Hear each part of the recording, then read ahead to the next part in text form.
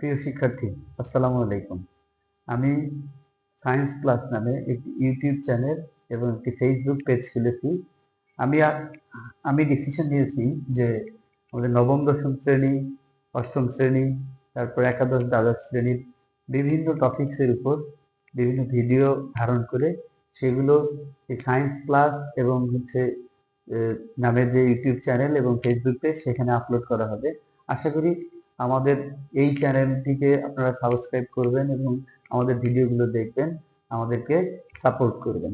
তাহলে আমরা আজকে শুরু করছি নবম দশম শ্রেণীর সাধারণ গণিত বইয়ের বাস্তব সংখ্যা যে চ্যাপ্টার আছে সেই চ্যাপ্টার। তাহলে বাস্তব সংখ্যাকে আমরা ইংরেজিতে বলা হয় হচ্ছে রিয়াল নাম্বার। কি বলা হয়? রিয়াল নাম্বার, বাস্তব সংখ্যা। ঠিক আছে, তাহলে প্রথমত হচ্ছে বাস্তব সংখ্যা কাকে বলে। যদি আমরা এইটা পড়তে যাই যে বাস্তব সংখ্যা কাকে বলে, আসলে এই জিনিসটা পড়ার আগে আমরা আসলে কিছু বেসিক জিনিস জানি। আসলে এগুলো সবাই জানে, তবুও আমি বলছি আর কি। ঠিক আছে, যেমন সংখ্যা যেহেতু আমরা জানবো, তাহলে আমাদের প্রথম জানা উচিত অঙ্ক কাকে বলে। তাহলে আমাদের প্রথম কি জানা উচিত?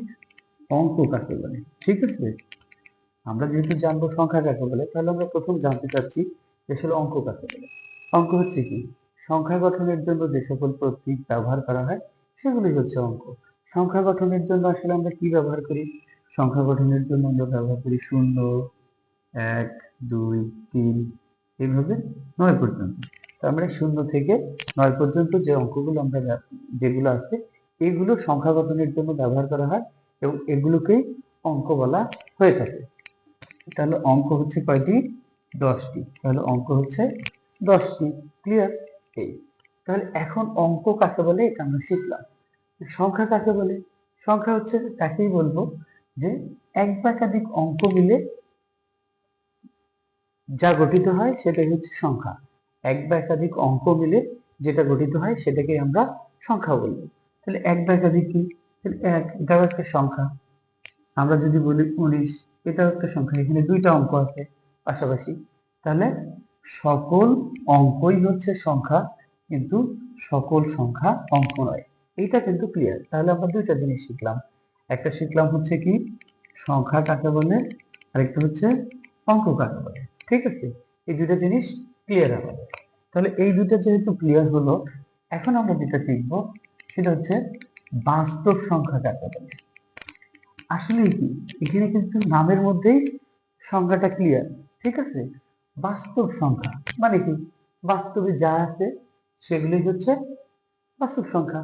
যেমন আমরা যদি বলি 1, 2, 3, 4, 5, 6, √1, √2, √3, তারপরে 0.1, 0.2, 0.3, এরকম যত সংখ্যা, -1, -2, 1/2, 1/3, এরকম যত কিছু আছে বাস্তবে যা দেখা যায় সব হচ্ছে বাস্তব সংখ্যা।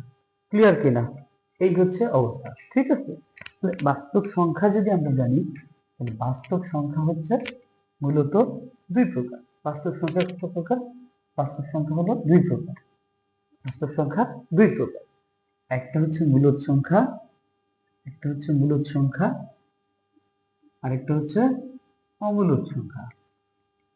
একটা মূলদ সংখ্যা আর একটা অমূলদ সংখ্যা। তাহলে আমরা আসি যে মূলদ সংখ্যা কাকে বলে। ঠিক আছে, যেহেতু বাস্তব সংখ্যার আমরা প্রকারভেদ জানলাম দুই প্রকার, তাহলে মূলদ সংখ্যাটা কি আমরা এটা একটু শিখে নেই।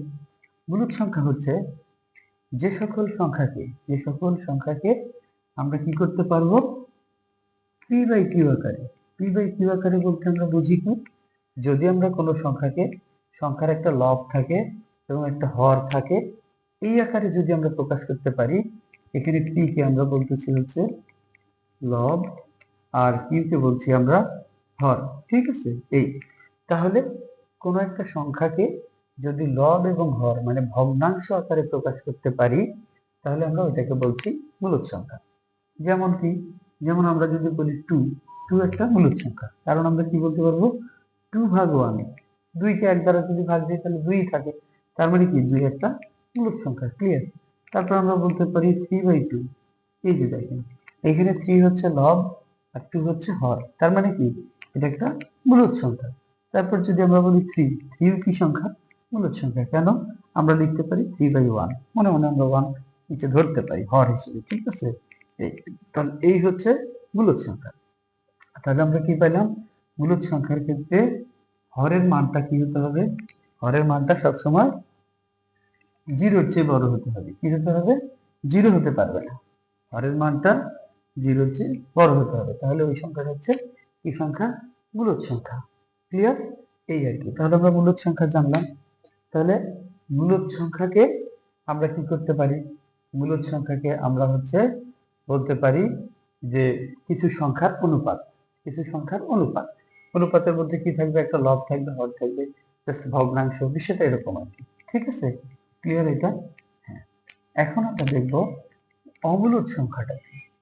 অমূলদ সংখ্যাটা হচ্ছে যদি আমরা কোনো সংখ্যাকে এই যে পি বাই কিউ আকারে, আমরা এটাকে বলছিলাম কি লব, আর এইটাকে আমরা বলছিলাম হর। ঠিক আছে, যদি আমরা পি বাই কিউ আকারে প্রকাশ করতে না পারি, প্রকাশ করা যায় না, প্রকাশ করা যায় না, যদি আমরা পি বাই কিউ আকারে প্রকাশ করতে না পারি, তাহলে সেটাকে আমরা কি বলবো, সেটাকে আমরা বলবো অমূলদ সংখ্যা। সেটাকে আমরা কি বলবো, অমূলদ সংখ্যা। এবং এই ক্ষেত্রে কি হতে হবে, এই যে পি বাই কিউ আকারে প্রকাশ করা যাবে না। ঠিক আছে, সেটাকে আমরা অমূলদ সংখ্যা বলবো। যদি আমরা বলি রুট টু, এই যে রুট টু একটা সংখ্যা, এই সংখ্যাটাকে কোনোভাবেই আমরা এই যে এইভাবে লিখতে পারবো না। ঠিক আছে, একটা লব হবে না, একটা হর হবে না। তারপর রুট থ্রি, তারপর হচ্ছে রুট ফাইভ, এইগুলোকে আমরা লিখতে পারবো না। কিন্তু যদি কেউ বলে আমরা কি রুট ফোর কে লিখতে পারবো, হ্যাঁ অবশ্যই রুট ফোর কে টু বাই মানে আমরা লব এবং হরের আকারে লিখতে পারবো। কারণ রুট ফোর সমান আমরা জানি টু, আর টু যদি আসে এটা সমান আমরা লিখতে পারি টু বাই ওয়ান। তাহলে রুট ফোর কি সংখ্যা, রুট ফোর হচ্ছে মূলদ সংখ্যা। তাহলে ক্লিয়ার কিনা যে অমূলদ সংখ্যা হচ্ছে পি বাই কিউ আকারে প্রকাশ করা যাবে না, এটাই হচ্ছে অমূলদ সংখ্যা। ক্লিয়ার, ওকে। তাহলে আমরা মূলদ অমূলদ কি এই দুইটা জিনিস ক্লিয়ার হলাম। তাহলে আমরা এরপরে দেখি, এরপরে আমরা দেখব হচ্ছে, এরপর আমরা দেখব পূর্ণ সংখ্যা। এরপর আমরা কি দেখব, পূর্ণ সংখ্যার আগে আমরা যেটা দেখি সেটা হচ্ছে স্বাভাবিক সংখ্যা কাকে বলে। স্বাভাবিক সংখ্যা, স্বাভাবিক সংখ্যাকে আমরা এন দিয়ে প্রকাশ করি, ন্যাচারাল নাম্বার। ঠিক আছে, এই জন্য এন দিয়ে প্রকাশ করা হয়। স্বাভাবিক সংখ্যা হচ্ছে কি, আমরা যত ধনাত্মক সংখ্যা আছে, ধনাত্মক পূর্ণ সংখ্যা আছে, সবই হচ্ছে কি সংখ্যা, স্বাভাবিক সংখ্যা। আমরা কি বলি, যত ধনাত্মক পূর্ণ সংখ্যা আছে সবই হচ্ছে কি সংখ্যা, স্বাভাবিক সংখ্যা। যেমন আমরা যদি বলি ওয়ান, টু, থ্রি, ফোর, এরকম যত ধনাত্মক সংখ্যা আছে সব হচ্ছে স্বাভাবিক সংখ্যা। তাহলে এই স্বাভাবিক সংখ্যার মধ্যে, এই সংখ্যাগুলোর মধ্যে আমরা স্বাভাবিক সংখ্যাটাকে বলতে পারি কি সংখ্যা, কিন্তু আবার ভাগ করতে পারি না। আমরা এখানে ভাগ করতে পারি মৌলিক সংখ্যা, আরেকটা কি প্রকাশ করতে পারি আমরা, আরেকটা বলতে পারি যৌগিক সংখ্যা। বলা যায় কি না, বলা যায় কিন্তু এই স্বাভাবিক সংখ্যাটাকে আমরা দুই ভাগে ভাগ করতে পারি, একটা মৌলিক সংখ্যা, একটা যৌগিক সংখ্যা। তাহলে মৌলিক সংখ্যাটা কি, মৌলিক সংখ্যাটা কি, আর যৌগিক সংখ্যাটা কি। মৌলিক সংখ্যাটা আমরা শিখি, মৌলিক সংখ্যা হচ্ছে সেই সংখ্যা, মৌলিক সংখ্যার সংজ্ঞাটা আমরা শিখবো। ঠিক আছে, ভালো করে শিখতে হবে কিন্তু, এটা খুবই গুরুত্বপূর্ণ। এগুলো কিন্তু এমসিকিউ এর মধ্যে কিন্তু এগুলো আসে। ঠিক আছে, তাহলে মৌলিক সংখ্যাটা কি আমরা প্রথমত এটা শিখি। হ্যাঁ, ঠিক আছে। তাহলে মৌলিক সংখ্যা হচ্ছে এমন একটা সংখ্যা, যে সংখ্যাকে ভাঙলে, যে সংখ্যাকে ভাঙলে বা যে সংখ্যার উৎপাদক বের করলে বা যে সংখ্যার গুণনীয়ক বের করলে আমরা শুধুমাত্র এক পাবো এবং ওই সংখ্যাটা পাবো, সেই সংখ্যাটা হচ্ছে মৌলিক সংখ্যা। তাহলে আমরা কি বললাম, যে সকল সংখ্যাকে ভাঙলে তার উৎপাদক বা গুণনীয়ক এক এবং ওই সংখ্যা পাবো, সেটাই হচ্ছে মৌলিক সংখ্যা। তাহলে সংখ্যাটা হচ্ছে কি, এক বাদে, ওয়ান বাদে যে সকল সংখ্যার উৎপাদক এক এবং ওই সংখ্যা নিজেই, সেগুলো হচ্ছে মৌলিক সংখ্যা। যেমন দুই, এই দুই সংখ্যাটার যদি আমরা উৎপাদক বের করি তাহলে আমরা দেখি দুই গুণ এক। আবার তিন, যদি আমরা এই সংখ্যার উৎপাদক বের করি তাহলে তিন গুণ এক। আমরা যদি চারের উৎপাদক বের করি তাহলে কত হয়, চার, দুই, এক। এই সব কিন্তু হয়। ঠিক আছে, জাস্ট উৎপাদক আমি বলতেছি, এগুলো কিন্তু আমি বুঝাচ্ছি না যে এগুলো গুণ গুণ, ঠিক আছে, উৎপাদক। তাহলে 4-এর ক্ষেত্রে এই যে 4 এবং 1, এই ছাড়াও কি আছে, একটা অতিরিক্ত আছে না? তাহলে কি আমরা সংজ্ঞায় বলছিলাম যে ওই সংখ্যা এবং 1 থাকবে উৎপাদক, সেটা হচ্ছে মৌলিক সংখ্যা। তাহলে এইটা হচ্ছে মৌলিক সংখ্যা, এটা হচ্ছে মৌলিক সংখ্যা, আর 4 কি নয়, মৌলিক সংখ্যা নয়। অনুরূপ ভাবে আমরা যদি দেখি 5 একটা মৌলিক সংখ্যা, 7 একটা মৌলিক সংখ্যা, তাহলে 1 থেকে 10-এর মধ্যে মৌলিক সংখ্যা হচ্ছে 4টা, একটা 2, 3, 5 এবং 7, এই 4টা। এবং যত মৌলিক সংখ্যা আছে তার মধ্যে জোড় মৌলিক সংখ্যা হচ্ছে 2, তার মধ্যে জোড় মৌলিক সংখ্যা কোনটি? 2, 2 হচ্ছে জোড় মৌলিক সংখ্যা। এরপরে যদি আমরা 10-এর পরে যাই, তাহলে 11 মৌলিক সংখ্যা, 13 মৌলিক সংখ্যা, 17 মৌলিক সংখ্যা, এরকম অনেক 1 থেকে 100 পর্যন্ত অনেক মৌলিক সংখ্যা আছে, তারপরে আছে। এগুলো আমাদের বের করা শিখতে হবে, ঠিক আছে। এবং মৌলিক সংখ্যার সংজ্ঞাটা কি, এটা ভালো করে জানতে হবে, এটা কিন্তু বেসিক। এই বেসিক না জানলে আমরা কিন্তু আগাতে পারবো না, বেসিকটা অবশ্যই দরকার অঙ্ক বুঝতে গেলে। তাহলে আমরা মৌলিক সংখ্যার সংজ্ঞা জানলাম। এরপর আমরা যেটা জানবো সেটা হচ্ছে কি সংখ্যা। আমরা যদি দেখি যে যৌগিক সংখ্যাটা কাকে বলে, আমরা যদি কোনো সংখ্যাকে ভেঙে বা উৎপাদক বের করে বা গুণনীয়ক বের করে যদি 1 এবং ওই সংখ্যা ছাড়াও আরো কোনো সংখ্যা পাই, তাহলে সেই সংখ্যাকে আমরা কি বলবো? যৌগিক সংখ্যা। তাহলে সেই সংখ্যাকে আমরা বলবো যৌগিক সংখ্যা। যেমন আমরা যদি 4 এই সংখ্যাটাকে ভাঙি, তাহলে কি পাবো? 4, 2, এই যে এই সংখ্যাটাও আছে, সরি, এবং এই সংখ্যাটাও আছে। এর বাইরে কি আছে? আরো একটা এক্সট্রা উৎপাদক আছে বা গুণনীয়ক আছে। তার মানে কি, এইটাই হচ্ছে, যেহেতু এটা আছে সুতরাং এটা হচ্ছে একটা যৌগিক সংখ্যা। অনুরূপ ভাবে আমরা যদি 6 এর কথা বলি, তাহলে 6, 2, 3, 1, এখানে এই যে এটা ছাড়াও কি আছে? আরো দুইটা আছে, সুতরাং এটা একটা কি সংখ্যা? যৌগিক সংখ্যা। ক্লিয়ার? আমরা যেহেতু মৌলিক সংখ্যা, যৌগিক সংখ্যা জানলাম, মৌলিক সংখ্যার ক্ষেত্রে আরো একটা বিষয় আছে, সেটা আমাদের একটু জানতে হবে। আরো একটা টার্ম আছে, সেটাও খুব গুরুত্বপূর্ণ, সেটা হচ্ছে সহমৌলিক সংখ্যা। কি সংখ্যা? সহমৌলিক সংখ্যা। এটাও আমরা জানবো। কি সংখ্যা? সহমৌলিক সংখ্যা। ইংরেজিতে বলে এটাকে কো-প্রাইম নাম্বার। কি বলে? কো-প্রাইম নাম্বার। সহমৌলিক সংখ্যা। সহমৌলিক সংখ্যা কি? যদি আমরা দুইটা সংখ্যা, মানে সহমৌলিক, এখানে সহ মানে কি, মানে অবশ্যই দুইটার মধ্যে হতে হবে। সম্পর্কটা কি? দুইটা জিনিসের মধ্যে হবে। সহ, একা একা তো আর মানে কারোর সাথে থাকা যায় না, তাই না? অবশ্যই দুইজন পাশাপাশি থাকতে হবে, বিষয়টা এরকম। সহমৌলিক তার মানে হচ্ছে সম্পর্কটা দুইটা সংখ্যার মধ্যে। তো দুইটা সংখ্যা যদি থাকে এরকম 2, 3 ধরে নিলাম আমরা, তাহলে এই দুইটা সংখ্যার যদি আমরা গসাগু বের করি, কি বের করব? গসাগু বের করি, এবং গসাগুর মানটা যদি 1 হয়, কি বললাম? যদি দুইটি সংখ্যার গসাগু 1 হয়, তাহলে ওই সংখ্যা দুইটাকে আমরা কি সংখ্যা বলি? আমরা বলি হচ্ছে সহমৌলিক সংখ্যা। যেমন 2, 2 এর ক্ষেত্রে আমরা লিখি 2 গুণ 1, 3 এর ক্ষেত্রে আমরা লিখি কি? 3 গুণ 1। এখানে এই দুটোর গসাগু যদি আমরা বের করি, গসাগু আমরা কিন্তু কি একবারে ছোট ক্লাসে, প্রাইমারি স্কুলে, তারপর 6-এ আমরা কিন্তু লসাগু গসাগু এগুলো কিন্তু শিখে আসছি, ঠিক আছে? ওখান থেকে আমরা কি, তাহলে এই দুটার মধ্যে উৎপাদকের মিল কোথায়? একই।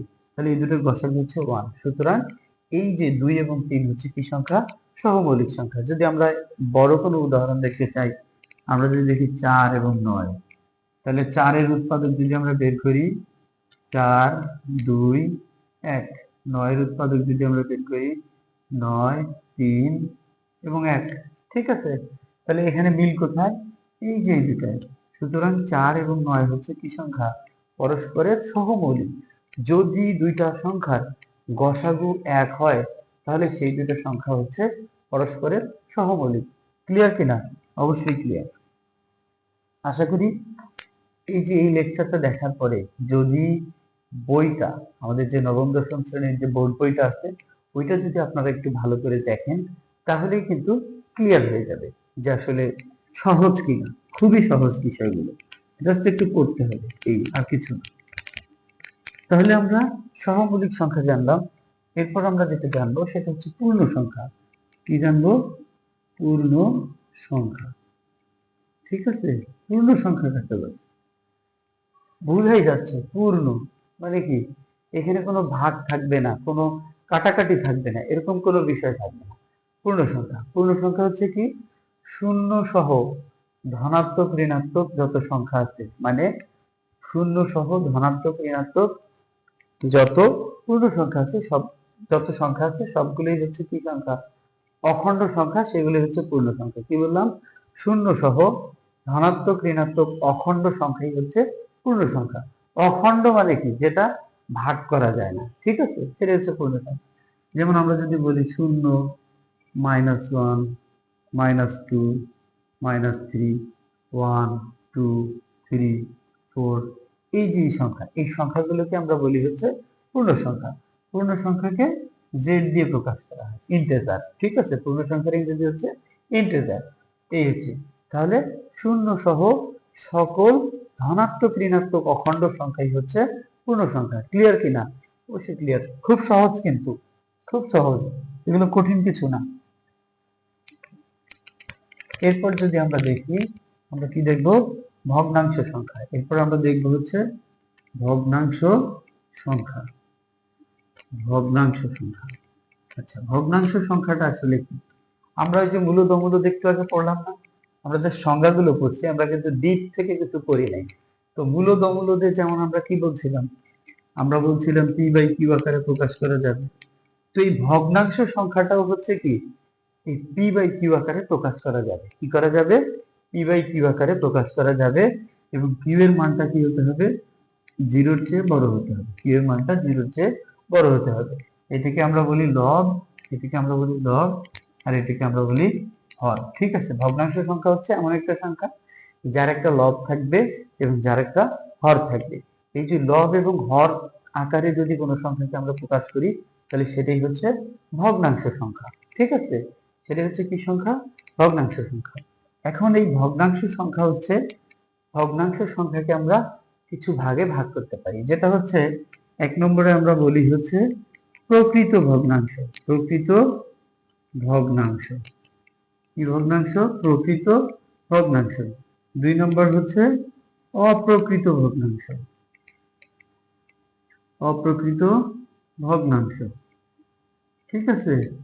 আর তিন নম্বর আমরা আমরা আসলে দুইটাই মূলত ভাগ, তিন নম্বরটা এখান থেকে আসে, অপ্রকৃত থেকে। এটাকে আমরা বলি মিশ্র ভগ্নাংশ। মিশ্র ভগ্নাংশ, ঠিক আছে। এখন আমরা এই ভগ্নাংশের এই তিনটা পার্ট সম্পর্কে ভালো করে জানবো। তাহলে লব হর সম্পর্কে তো আমরা জানলাম, এখন আমরা এই তিনটা ভাগ ভালো করে জেনে নেব। ঠিক আছে, এই যে প্রকৃত ভগ্নাংশ, অপ্রকৃত ভগ্নাংশ, এইগুলো থেকে চাকরির পরীক্ষায় অনেক সময় প্রশ্ন চলে আসে যে নিচের কোন ভগ্নাংশটি ছোট, নিচের কোন ভগ্নাংশটি বড়, এরকম ব্যাপার চলে আসে। তাহলে প্রকৃত ভগ্নাংশ কি? প্রকৃত ভগ্নাংশ যদি আমরা জানতে চাই, তাহলে আমরা কি দেখব? আমরা দেখব হচ্ছে লব। লবটা কি হবে? হরের চেয়ে ছোট হবে। যদি প্রকৃত ভগ্নাংশ হয়, তাহলে ওই ভগ্নাংশের লব কি হবে? হরের চেয়ে ছোট হতে হবে। ওই ভগ্নাংশের লবটা কি হতে হবে? হরের চেয়ে ছোট হতে হবে। এই, ঠিক আছে। তাহলে এরকম, তাহলে যদি আমরা একটা ভগ্নাংশের লব ধরি 2 আর হর 3, তার মানে কি এটা একটা প্রকৃত ভগ্নাংশ। ঠিক আছে, কারণ লবটা সবসময় হরের চেয়ে ছোট হবে, তাহলে এটা প্রকৃত ভগ্নাংশ। ভাবে আমরা যদি বলি 99/100, তার মানে কি এটা কি ভগ্নাংশ? এটা একটা প্রকৃত ভগ্নাংশ। এটা একটা কি ভগ্নাংশ? প্রকৃত ভগ্নাংশ। আচ্ছা, তাহলে আমরা অপ্রকৃত ভগ্নাংশতে যাই। অপ্রকৃত ভগ্নাংশ কি? লবটা কি হবে? লবটাই হরের চেয়ে বড় হবে। লবটা কি হবে? হরের চেয়ে বড় হবে। যেমন আমরা যদি বলি 100/99, এটা কি? এটা হচ্ছে অপ্রকৃত ভগ্নাংশ, কারণ লবটা হচ্ছে হরের চেয়ে বড়। তারপর যদি আমরা বলি 3/2, এটা হচ্ছে কি? অপ্রকৃত ভগ্নাংশ। তার মানে একটা জিনিস যদি মনে রাখা যায় তাহলে কিন্তু ক্লিয়ার, দুইটাই মনে রাখার দরকার নেই। প্রকৃত প্রকৃত ভগ্নাংশে কি হবে? যেটা উপরে থাকবে যেটা লব সেটা সবসময় ছোট হবে। তাহলে এর উল্টাটা হচ্ছে অপ্রকৃত। সহজ কিন্তু। সরি সরি তাহলে আমরা প্রকৃত ভগ্নাংশ অপ্রকৃত ভগ্নাংশ এই দুইটা জিনিস আমরা জানলাম। এখন আমরা মিশ্র ভগ্নাংশ জানবো। জিনিসটা কিন্তু একবারে কথা থেকেই, এই শব্দ থেকেই কিন্তু অনেকটাই ক্লিয়ার। মিশ্র ভগ্নাংশ তার মানে কি, এটা এমন একটা ভগ্নাংশ যেটাতে একটা পার্ট হবে পূর্ণ সংখ্যা এবং একটা হবে কি প্রকৃত ভগ্নাংশ, সেটাই হচ্ছে মিশ্র ভগ্নাংশ। যেমন আমরা যদি এভাবে বলি, একটা অপ্রকৃত ভগ্নাংশ হচ্ছে 100/99।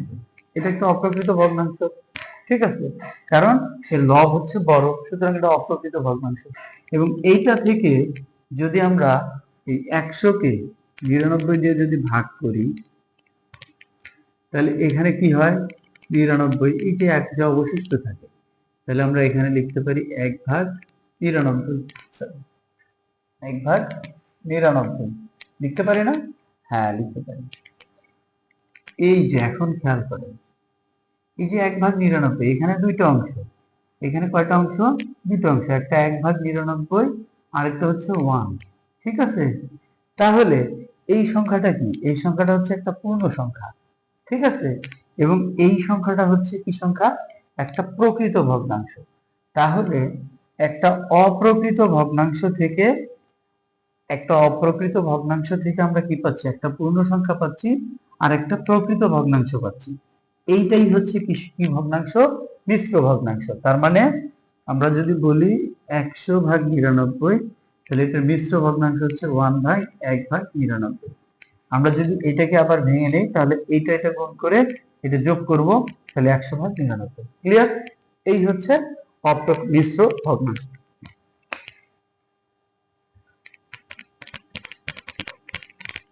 আমরা কিন্তু এগুলো আমাদের লেকচারগুলো দেখার পরে আমরা যদি বইটা যদি পড়তে যাই, তাহলে কিন্তু আমাদের সবকিছু ক্লিয়ার হয়ে যাবে।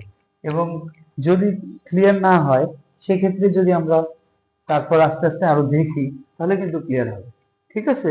তো একটু সময় দিতে হবে, সময় দিলেই কিন্তু ক্লিয়ার হয়ে যায়, ঠিক আছে। একটু সময় দিয়ে দিয়ে দেখতে হবে।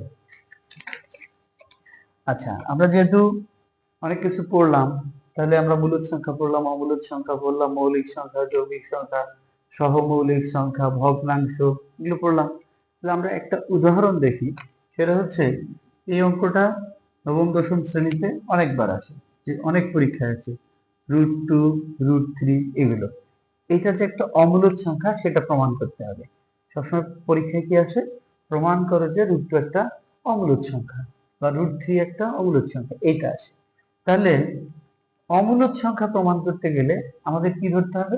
বিপরীত ভাবে চিন্তা করতে হবে। বিপরীত ভাবে চিন্তা করতে হবে কি, এটা যেহেতু বলছে একটা অমূলদ সংখ্যা প্রমাণ করতে হবে, তাহলে আমরা ধরে নেব যে ধরি কি, ধরি √3, √3 একটি একটি হচ্ছে কি সংখ্যা? একটি মূলদ সংখ্যা, মূলদ সংখ্যা। আচ্ছা, √3 যদি একটা মূলদ সংখ্যা হয়, তাহলে তাহলে কি হবে? তাহলে আমরা কি দেখছিলাম মূলদ সংখ্যার ক্ষেত্রে, যে আমরা ওই সংখ্যাটাকে তাহলে p/q আকারে লিখতে পারবো। তাহলে আমরা এই সংখ্যাটাকে p/q আকারে লিখতে পারবো। তাহলে এই √3 হবে কি দুইটা সহমৌলিক সংখ্যার অনুপাত। ক্লিয়ার কিনা? দুইটা সহমৌলিক স্বাভাবিক সংখ্যার অনুপাত। তাহলে ওইটা আমরা একটু দেখি। এবং এই যে এরকম, তাহলে আমরা ধরতে পারি √3 সমান p/q, ধরে নিলাম যে এই দুটো হচ্ছে সহমৌলিক স্বাভাবিক সংখ্যা। এবং এখানে কিউ এর মানটা হচ্ছে কি 1 এর চেয়ে বড়, ঠিক আছে। এই দুটো পরস্পর কি সহমৌলিক স্বাভাবিক সংখ্যা। সহমৌলিক স্বাভাবিক কি, এটা কিন্তু আমরা পড়ে আসছিলাম, যার গসাগু হচ্ছে 1, ঠিক আছে। এইটা তাহলে আমরা এই অঙ্কটার ক্ষেত্রে যদি আমরা উভয় পক্ষকে বর্গ করি, তাহলে কি হয়? √3 উপরে স্কয়ার, বর্গ করে জাস্ট কিউ স্কয়ার, ঠিক আছে। এটা আমরা লিখতে পারি। তাহলে আমরা এখানে লিখতে পারি p, এখানে লিখতে পারি p স্কয়ার, এখানে লিখতে পারি q স্কয়ার। এটা লেখা যায় না? অবশ্যই লেখা যায়। এখন এটা তো একটা পূর্ণ সংখ্যা আছেই, ঠিক আছে, সরাসরি আমরা দেখতে পাচ্ছি এটা পূর্ণ সংখ্যা।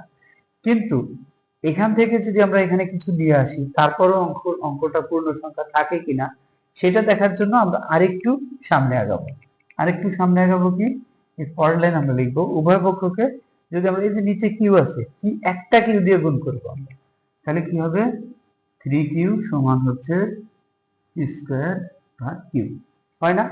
হয়। ঠিক আছে, এখন আমরা পি কিউ যদি সহমৌলিক হয়, তাহলে পি সমান আমরা 2 ধরি, আর কিউ সমান আমরা যদি 3 ধরি, তাহলে এই সংখ্যাটা কি হয়ে যায়?